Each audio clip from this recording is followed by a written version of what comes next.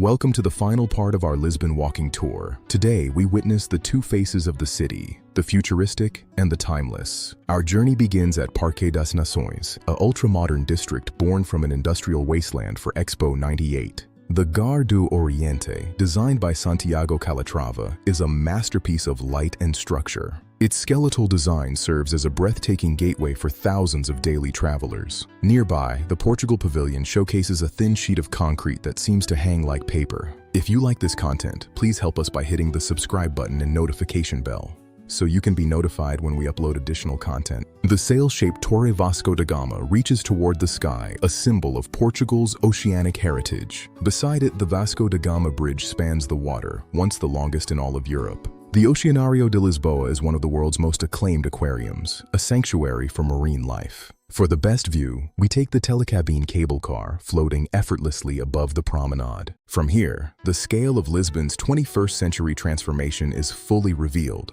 Public art is everywhere, like the colossal Iberian lynx, crafted entirely from scrap metal. Interspersed along the walk are water volcanoes that erupt at timed intervals. It's a breezy, open space where Lisbon looks toward its bright future. But to find the city's ancient soul, we must travel back to the high hills of Bairro Alto. By day, Bairro Alto is a sleepy village of 16th century alleys and local traditions. Laundry flutters in the breeze above quiet doorsteps, a scene unchanged for centuries. Every wall is a canvas of pattern and color, telling the story of Lisbon's resilient spirit. The Miradouro de São Pedro de Alcântara offers perhaps the most iconic view of the capital. It is a peaceful sanctuary where the city's grandeur unfolds beneath your feet. The Elevador de Gloria has been conquering these steep slopes since 1885. Behind the simple facade of the Igreja de São Roque lies one of Europe's richest interiors. Its gold-leaf chapels were once among the most expensive ever commissioned.